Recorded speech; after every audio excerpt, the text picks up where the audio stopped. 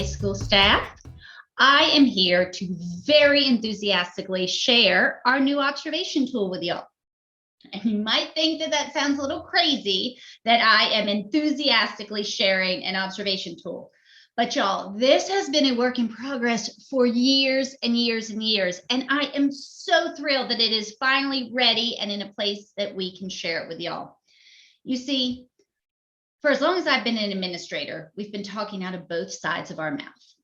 We've been telling y'all that whole group, invite everybody, teach to the planner live lessons are not the best way.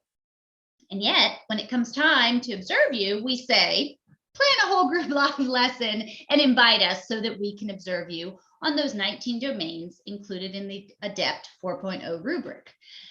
And we're done doing that.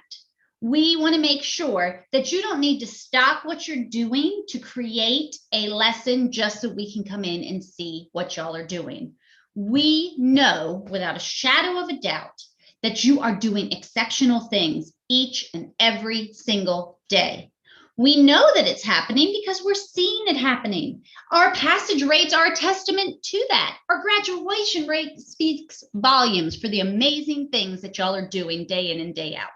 So we wanted to give you an opportunity to show us, give us evidence of all the great things that you are doing that meet those ADEPT 4.0 components. And so what we've created here with the help of our task force is a tool where you will be allowed to upload evidence throughout this school year that shows how you are competent in each of the 19 domains. Yes, I said 19. There are 19 domains that we would look for when we would come into your live lesson rooms to do observations. And we knew that that was really hard and not even a good representation of all the amazing things you're doing. So instead of, again, spending just 1 hour trying to quickly find 19 things, we are asking you to upload evidence that shows how you meet these components of the ADEPT 4.0 rubric. So let's just click on one right here. Academic feedback.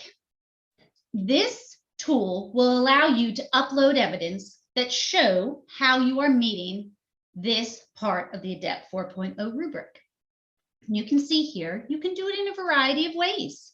You can give a recorded, targeted live lesson or an asynchronous live lesson that meets the proficient level. You might also link your message board or planner, showing how you are giving academic feedback to your students. You can link an example of a webmail or a star mail or a Padlet. There are tons of opportunities that you can use beyond that live lesson session. And all you have to do is link your evidence right on that column there. Now, it is important to note, we don't need to see both or all. We just want to see examples of how you feel you have met the academic feedback component. And the same is true of all those other domains, grouping students, content knowledge, knowledge of students. And the best part of this rubric that was created by the task force is that they are actual examples that are what you do in a virtual environment. So no more of that trying to fit the square peg into the round hole, because we know this was made for brick and mortar. We have taken that and given you examples of how you do that virtually. So finally, for the first time, this tool is appropriate for virtual educators. Now, I know some of y'all, you are seeing 19 different slides and your head is going crazy. And you're thinking, oh my gosh, how am I going to get this all done? As mentioned a few minutes ago, you have the whole year. This is not something that will be done just in the month of October like we've done historically. This is an opportunity for you to work with your manager, set up a plan for uploading evidence for these 19 domains. Now, you've probably already done a lot of this just in the first month of school. And if you have those examples, go ahead and upload those now. But also work with your manager so that this is a reasonable task to be completed before the end of the year. And I say task lightly Because again, this is not something you have to go out and do. These are things you're already doing. It's just a matter of saying, oh my gosh, this is a great example of me presenting instructional content. Let me go ahead and put it right there on my observation tool. So I am hopeful that y'all will be as excited as we are about this new opportunity. And I am hopeful that you will actually find it to be more beneficial than our old way of doing things. So take a few minutes now to look through it, to listen to some testimonials from our staff. And then if you have questions or concerns, be sure to come to our question and answer session at 9:30 on the 21st. Thank y'all for listening, and I can't wait to get this going. Thanks. Bye.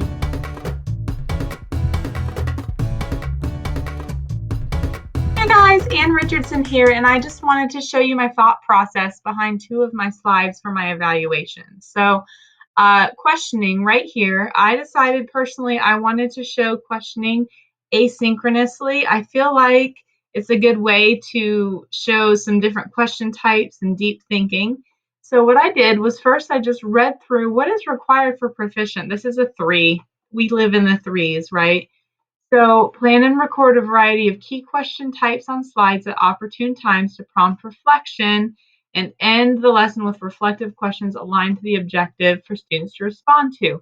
So I actually have this Nearpod recording I made, kind of keeping the rubric in mind, not just questioning, but like this whole ADEPT rubric, kind of keeping that in mind. And so I've linked it right here with just a short explanation for my evaluator so she can quickly see the link, but she can also see why I think that it fits this description right here. And then also I linked the collaboration board just because I wanted it to be easy for her to access, and I feel like it's important to fulfill the second part of this standard. So that's questioning. That was easy. For academic feedback, again, I felt like I really do academic feedback better in an asynchronous manner, and I'm really excited I get to show that. So I made this Google document. It's got screenshots from a text conversation I had with a student helping her through how to prepare for a test. And then I also, in this document, have some screenshots of some test feedback that I've given students. I put a little conversation here showing how I really think it fulfills this proficient column. That's the 3s. And then for this note down here in the proficient column, it says that we need to show that our message board has important information. We're not sending lots of webmails. So I have my message board linked right here. I say it includes course information. I also say it includes the economics weekly announcements that I send. So I'm not sending them via webmail. They're in the planner and right there in the message board. And there you have it. 2 standards, real simple. I followed the proficient column and just made quick documents for my evaluator to look through. Hey everyone, it's Katie Adams. I just wanted to show you the thought process I used as I started to gather evidence to put into our instructional showcase, which is our evaluation tool this year.